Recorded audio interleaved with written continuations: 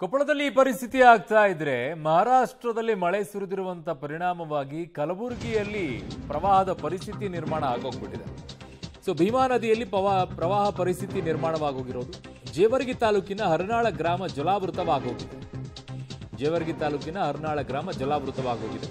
ಗ್ರಾಮದ 250ಕ್ಕೂ ಅಧಿಕ ಮನೆಗಳು ಜಲಾವೃತವಾಗೋಗಿದೆ. ಹರವಾಳು ಗ್ರಾಮದಲ್ಲಿ 8 ಅಡಿಗೂ ಕೂಡ ಅಧಿಕ ನೀರು ಸಂಗ್ರಹವನ್ನ ಮಾಡಲಾಗಿದೆ. ಈಗ 8 ಅಡಿಗೂ ನೀರು ಸಂಗ್ರಹ ಆಗಿದೆ ಅಲ್ಲಿ ಗ್ರಾಮದಲ್ಲಿ. ಮಹಾರಾಷ್ಟ್ರದಲ್ಲಿ ಧಾರಾಕಾರ ಮಳೆ ಸುರಿದಿರುವಂತಹ ಪರಿಣಾಮವಾಗಿ ಹರವಾಳ ಗ್ರಾಮದಲ್ಲಿ 8 ಅಡಿಗೂ ಕೂಡ ಅಧಿಕ ನೀರು ನಿಂತ್ಕೊಂಡಿದೆ ಅಂತೆ.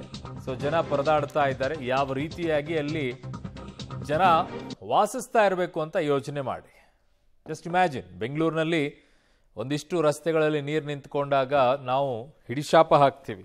ಆದರೆ ಈ ಭಾಗಗಳಲ್ಲೆಲ್ಲ ಜನ ಹೇಗೆ ಪರದಾಡ್ತಾರೆ ಅಂತ ನೋಡ್ಕೊಳ್ಳಿ. ಯಾವ ರೀತಿಯಲ್ಲಿ ಪರದಾಡ್ತಾರೆ. ಇಡೀ ಗ್ರಾಮದಲ್ಲಿ ನೀರು ನಿಂತ್ಕೊಂಡಿದೆ. ಇಡೀ ಗ್ರಾಮ ನೀರು ಆವರಿಸ್ಕೊಂಡ್ಬಿಟ್ಟಿದೆ. ಇಲ್ಲಿ ಕೆಲವು ಅಪಾರ್ಟ್ಮೆಂಟ್ಗಳಲ್ಲಿ ನೀರು ಬೇಸ್ಮೆಂಟಲ್ಲಿ ಬಂದುಬಿಟ್ರೆ ಬಾಯಿ ಬಡ್ಕೊಳ್ಳುವಂಥ ಪರಿಸ್ಥಿತಿ ಇರುತ್ತೆ. ನಮ್ಮ ಕಾರ್ ಹಂಗಾಗೋಯ್ತು, ನಮ್ಮ ಬೈಕ್ ಮುಳುಗೋಯ್ತು, ಅದಾಯಿತು, ಮೋಟ್ರ್ ಹಚ್ಚಿ ನೀರು ಬಿಡು ಅಂತೇಳಿ. ಇವ್ರು ಮೋಟ್ರ್ ಹಚ್ಚಿ ನೀರು ಎಲ್ಲಿಂದ ಬಿಡೋದು? ನೀವೇನೋ ನಿಮ್ಮ ಅಪಾರ್ಟ್ಮೆಂಟ್ ಕೆಳಗಡೆ ನೀರು ನಿಂತ್ಕೊಂಡ್ರೆ ಅಥವಾ ಮನೆಯಲ್ಲಿ ನೀರು ನುಕ್ಕೊಂಡ್ರೆ ಮೋಟ್ರ್ ಹಚ್ಬಿಟ್ಟು ಆಚೆ ನೀರು ಬಿಡ್ತೀರಾ. ಇವ್ರು ಎಲ್ಲಿ ನೀರು ಬಿಡಬೇಕು? ಸುತ್ತಲೂ ಎಲ್ಲ ಬರೀ ನೀರೇ. ಆದರೂ ಜೀವನ ಮಾಡ್ತಾರೆ. ಕಷ್ಟ ಅಂದರೆ ಇದು. ಪ್ರವಾಹ ಬಂದಾಗ ಎದುರಿಸೋದಂದ್ರೆ ಇದು. ಬೆಂಗಳೂರಿನಲ್ಲಿದ್ದಲ್ಲ.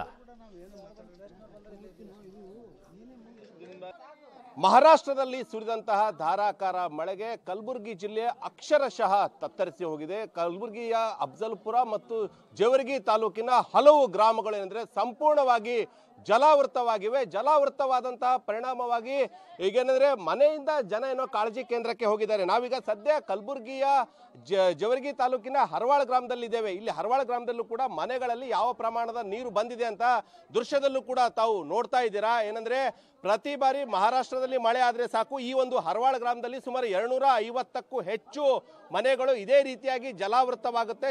ಪ್ರತಿ ಬಾರಿ ಜಲಾವೃತವಾದ್ರೆ ಸಾಕು.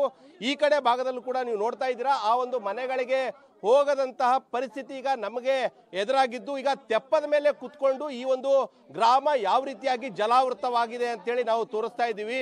ಪ್ರತಿ ವರ್ಷ ಕೂಡ ಮಳೆಗಾಲ ಬಂದ್ರೆ ಸಾಕು ಇಂತಹದೇ ಪರಿಸ್ಥಿತಿ ನಿರ್ಮಾಣವಾಗ್ತಾ ಇದೆ. ಹೀಗಾಗಿ ಏನ್ ಮಾಡೋದು ಅಂತೇಳಿ ಹಿಡಿಶಾಪವನ್ನು ಹಾಕ್ತಾ ಇದ್ದಾರೆ. ಪ್ರಮುಖವಾಗಿ ಈ ಕಡೆ ಭಾಗದಲ್ಲೂ ಕೂಡ ನೋಡ್ತಾ ಇದ್ದೀರಾ, ಇಡೀ ಸಂಪೂರ್ಣ ಗ್ರಾಮವೇ ಒಂದು ಈ ಇಡೀ ಹರವಾಳ ಗ್ರಾಮ ಜಲಾವೃತವಾದ ಹಿನ್ನೆಲೆಯಲ್ಲಿ ಎಲ್ಲಿಗಾದ್ರೂ ಈ ಒಂದು ಭಾಗದಿಂದ ಹರವಾಳ ಗ್ರಾಮದಿಂದ ಏನಾದರೂ ಅವ್ರ ಮನೆಗಳಲ್ಲಿ ವಸ್ತುಗಳು ತರಬೇಕಂತ ಹೋದ್ರೂ ಕೂಡ 7 ರಿಂದ 8 ಅಡಿಯಷ್ಟು ನೀರು ಸಂಗ್ರಹವಾಗಿದೆ. ಹೀಗಾಗಿ ತೆಪ್ಪದಲ್ಲಿ ಹೋಗಿ ತರಬೇಕಾದಂತಹ ಪರಿಸ್ಥಿತಿ ಇಲ್ಲಿನ ಜನರಿಗೆ ಈಗ ಬಂದೊದಗಿದೆ. ಅದರಲ್ಲೂ ಕೂಡ ಏನಂದ್ರೆ ಈಗ ಪ್ರವಾಹ ಪರಿಸ್ಥಿತಿ ದಿನದಿಂದ ದಿನಕ್ಕೆ ಹೆಚ್ಚಾಗ್ತಾ ಇದೆ.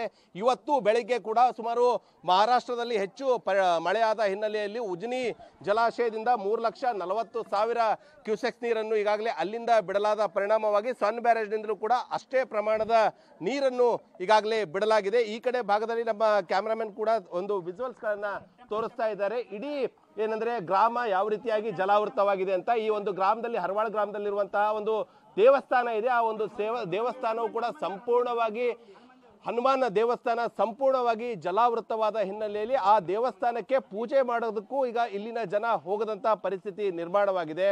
ಇನ್ನೊಂದು ಕಡೆ ಈ ಕಡೆ ಭಾಗದಲ್ಲೂ ಕೂಡ ನೋಡ್ತಾ ಇದ್ದೀರಾ, ಸುಮಾರು 250ಕ್ಕೂ ಹೆಚ್ಚು ಮನೆಗಳು ಇದೇ ರೀತಿಯಾಗಿ ಸಂಪೂರ್ಣವಾಗಿ ಜಲಾವೃತವಾಗಿವೆ.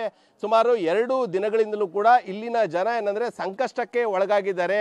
ಇಲ್ಲಿ ಮನೆಗೆ ಬರಬೇಕಂದ್ರೂ ಕೂಡ ಈ ರೀತಿಯಾದ ಪ್ರವಾಹ ಪರಿಸ್ಥಿತಿ ನಿರ್ಮಾಣವಾದಂಥ ಹಿನ್ನೆಲೆಯಲ್ಲಿ ಕಾಳಜಿ ಕೇಂದ್ರದಲ್ಲಿ ಜನ ಏನೋ ಸದ್ಯ ಈಗ ಅಲ್ಲೇ ನೆಲೆಸಿದ್ದಾರೆ. ಆದರೆ ಪ್ರಮುಖವಾಗಿ ಏನಂದ್ರೆ ಈ ದವಸ ಧಾನ್ಯಗಳು, ಪೀಠೋಪಕರಣಗಳು ಎಲ್ಲವೂ ಕೂಡ ಈ ಒಂದು ನಾಶವಾದಂತಹ ಹಿನ್ನೆಲೆಯಲ್ಲಿ ಅವರಿಗೆ ಅಪಾರ ಪ್ರಮಾಣದ ನಷ್ಟವಾಗಿದೆ. ಹೀಗಾಗಿ ಭೀಮಾ ನದಿಯಲ್ಲಿ ಏನಾದರೂ ಆ ಒಂದು ಪ್ರವಾಹದಿಂದ ಏನು ಸಂಕಷ್ಟಕ್ಕೆ ಒಳಗಾಗಿದ್ದಾರೆ, ಸಂಕಷ್ಟಕ್ಕೆ ಒಳಗಾದಂತಹ ಎಲ್ಲ ಒಂದು ಕುಟುಂಬಗಳಿಗೆ ಏನಂದ್ರೆ ಪ್ರವಾಹಕ್ಕೆ ಒಳಗಾದಂತಹ ಎಲ್ಲ ಮನೆಗಳಿಗೂ ಕೂಡ ಸೂಕ್ತವಾದಂತಹ ಒಂದು ಪರಿಹಾರ ಕಲ್ಪಿಸಿಕೊಡ್ಬೇಕು ಅಂತ ಹೇಳಿ ಇಲ್ಲಿನ ಗ್ರಾಮಸ್ಥರ ಒಂದು ಬೇಡಿಕೆಯಾಗಿದೆ. ಅದೇ ರೀತಿಯಾಗಿ ಸುಮಾರು 2019-20 ಇಂತಹದೊಂದು ಪರಿಸ್ಥಿತಿ ಪ್ರವಾಹ ಎದುರಾಗಿತ್ತು. ಅದಾದ ಬಳಿಕ ಈಗ ಮತ್ತೆ ಹರವಾಳ ಗ್ರಾಮದಲ್ಲಿ ಸುಮಾರು 250ಕ್ಕೂ ಹೆಚ್ಚು ಮನೆಗಳು ಈ ಒಂದು ಭೀಮಾ ನದಿ ಪಾತ್ರದಲ್ಲಿ ಬಂದಂತಹ ಪ್ರವಾಹದಿಂದ ಮತ್ತೆ ಸಂಕಷ್ಟಕ್ಕೆ ಒಳಗಾಗಿದ್ದಾರೆ. ಹೀಗಾಗಿ ಈಗಲಾದರೂ ಜಿಲ್ಲಾಡಳಿತ ಈಗ ಮುಳುಗಡೆ ಆಗುವಂತಹ ಮನೆಗಳಿಗೆ ಶಾಶ್ವತ ಪರಿಹಾರವನ್ನು ಕಲ್ಪಿಸಿಕೊಡ್ಬೇಕು, ಇಲ್ಲಿಂದ ಬೇರೆ ಕಡೆ ಸ್ಥಳಾಂತರ ಮಾಡಿಕೊಳ್ಬೇಕು ಅಂತೇಳಿ ಇಲ್ಲಿನ ಜನ